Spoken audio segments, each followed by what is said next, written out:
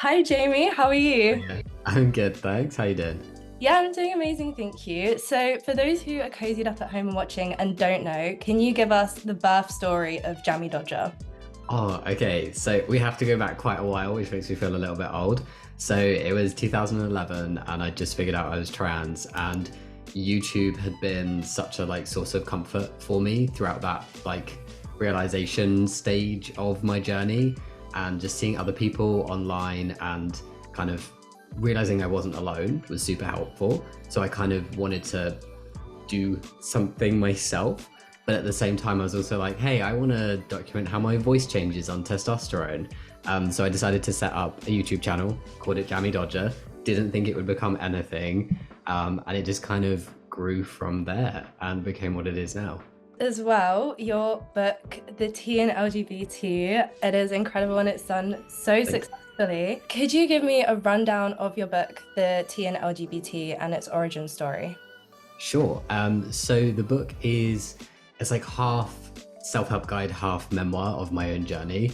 Then it's also got a lot of voices from other trans people with different identities to my own to provide like a full kind of rounding journey of what it's like to be trans from lots of different perspectives, like intersectional identities and everything. And I wanted it to be a book that, one, I would have loved to have read when I was a teenager, which sounds really cliche, but I was like, what would have helped me? But also be something that felt really accessible to anybody. So a trans person partway through their transition, a trans person at the beginning, somebody having feelings about their gender or not sure what to do, a loved one of a trans person, or just somebody wanting to learn more about the trans community. I was really hoping the book could kind of have something in there for everybody, because there's some sections for the allies as well. One of the beautiful things about transitioning is how fluid and individual the experience is for everyone in the trans community. Needless to say, excuse the pun, there's no straight and narrow path to follow. Yeah. So I'm going to flip the question of your own book back on you, or the title of your own book. Okay. What does the T in LGBT mean to you? Oh, that's such a good question. I should have an answer for that. You. Just on the top of my head, being trans, although it's just one part of my identity, has had quite a far-reaching impact on my life, both in terms of my personal journey, the people in my life, my outlook on life. It's who I am. It's a part of me, and then also it's my chosen family as well. So many of my friends I've made through being part of the community. I see it as a very much a positive thing, despite all the horrible stuff that's going on in my personal life. Whatever identity you have, coming out is always such a scary time. I wish it wasn't so much of a scary time or a real thing at all, but it is still. I think for me, it was just it took me several goes to be able to say it. And I told my mum first, and I was like, I'm not just gonna throw in at the deep end and be like, hey mum, I'm trans and this is what I want to do. I was like, hey, I'm having some questions over my gender, and we kind of watched some YouTube videos together, and I taught her about what it means to be trans, whilst also getting stronger with my identity in front of her. And then she told my dad for me, and they've just been really supportive since the beginning. I wish I told my dad myself, but I was really nervous. But he was so chill. So it was it's a very scary time, but it's also quite a relief when you do get that support. And I wish everybody did get the support. So for me, it was huge, big, scary thing, and then suddenly, oh, this has actually gone well. This is okay. How much would this book have helped you if you were reading it as well back when you were 16? I mean, I tried to write it from the perspective of what information did I want, what stories did I want to hear. Without sounding big-headed, it feels very not humble to say I think it would have helped me a lot, because that was the intention of it, to be that resource to make people feel not alone. And it was stuff that, instead of being in a neat little package, I had to find from a documentary here and then YouTube videos there and a blog post, and put it all together myself. I'm really grateful that I got the opportunity to write a book like this. I forgot the word you used, but I think, you described it perfectly, because it's your own personal experiences. So it's almost nice to know that you now is able to help your younger self and your inner child. So it's healing in a way. I love that perspective. Yeah. What was the most emotional part of the book to write, do you think, and why? I think kind of, oh, this is going to be really cringe, but mostly anything involving my wife and kind of the journey we've been on together throughout my transition, because we had quite a tough time with her family in the beginning, with acceptance, and it wasn't so great for several years. But things really kind of turned around throughout our relationship. We've been together for nearly 13 years now. And we went from like Shaba being disowned and not having contact with her family to them helping us plan our wedding and being a really big part of our lives now, and just doing this complete 180 and kind of reliving that journey from the personal aspect and then remembering what it was like back then. That was probably the most emotional bit, but it was nice because it's got like a happy ending. So what has been the most impactful moment with a fan in relation to your work on YouTube? I think it's been from parents and grandparents who've just said that they've either come across my content, been sent my content, or looked up my content to help their trans grandchild or trans child to know how to better support them, or even people who were initially kind of like more on the unaccepting side, then learning more and kind of realizing that some people are trans and that's okay, and like let's just accept people. That's definitely been one of the most like heartwarming elements of the job, and like meeting people and hearing comments. It's just really seeing people like go out their way to learn more and do their best at being supportive for trans people in their lives. Yeah, absolutely. And you've kind of just touched up on this already, but are there any viewers or even readers of the book as well, where you didn't expect to reach that demographic of audience, and what did those conversations look like? There's something about a book and like a physical form thing that's a bit like more traditional media that I think appeals a lot more to the kind of parent grandparent generation, and I'm really pleased that it was able to reach that audience.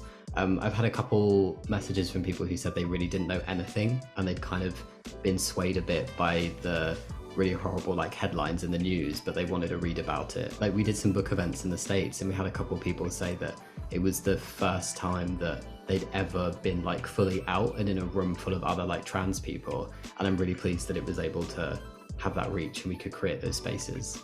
And you've been making YouTube videos and vlogging your transition journey for 12 years now and counting, but what pulled you to sharing your experiences in a written format?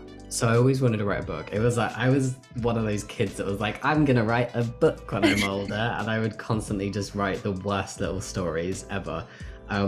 So it was always like a goal to do something, and it seemed like a really good starting point. I initially wanted to write like just a full-on memoir that went really in depth about my personal journey. That's something I want to do later when I've done a few more things in my life. I'd love to do it from like a trans dad perspective, because there's not much out there. Yeah, it was always something I wanted to do, and then it was like, yeah, let's put like the tone of the YouTube videos into a written format, which I was like, yeah, that's gonna be so easy, I can do that. And then it was actually a lot harder than I thought it would be, but I'm very proud of it. And I feel like as well, when you have like that physical copy in your hand, you'll have 100% of your attention on that so much more, don't you? Your YouTube channel, Jammidodger, initially detailed your transition journey as well as your thoughts and feelings along the way.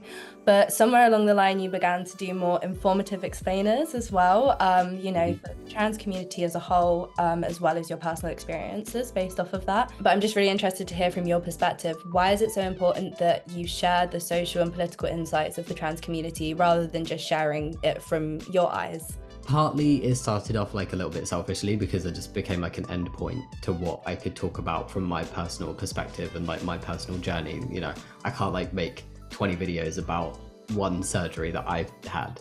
But also there needs to be more information out there about the trans community generally, and about like the impact that politics is having and the impact that social opinions are having on trans people, like day to day, and then also just generally like more information like from a trans person about trans people, that it isn't just about one trans person. So kind of like broadening that reach of education, I guess. How did you balance sharing your personal experiences as well as like maintaining privacy at the same time?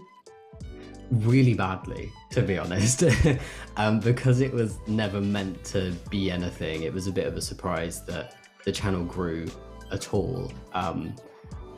It was something that like, if you don't go into it thinking, oh, this many people are going to subscribe and watch the videos, you kind of don't necessarily think about it in that context of like, how much do I want to keep private? So I think I was definitely a lot more open in the beginning. Shara and I as a couple were a lot more opening in the beginning of things.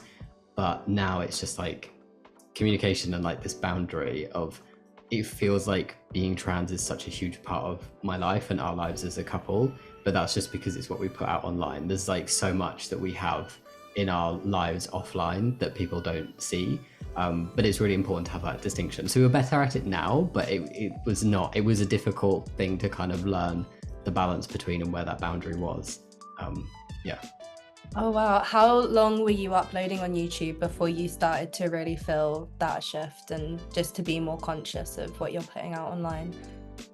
I think it was several years because the channel grew really slowly to begin with, and I think it was after it hit like the first 10k subscribers and things were still growing, and I was like, okay, it feels a little bit awkward putting certain information out to like thousands of people, so maybe we're gonna like tone it back a bit. So it was like still relatively early on in the whole process, but yeah, it was just that decision to be like, it's definitely some things that are just for us and like close family and friends. What has been your favorite part of being able to share your journey and be a figurehead for the LGBTQ community in such an impactful way? Oh, being described as a figurehead feels very like, okay, like too much. It's too nice. I think my favorite part has just been able to really like connect with other people and realize how strong the trans community are and how like wonderful it is and how much joy there still is and how people do pull together, and just like being able to make so many friends and hearing so many stories, and like seeing other people as well make connections in comments and like at meetups and make friends and feel less alone. I think that's definitely just that sense of people coming together has been my favorite thing. They're really good questions. Thank you. Oh, thank you so much.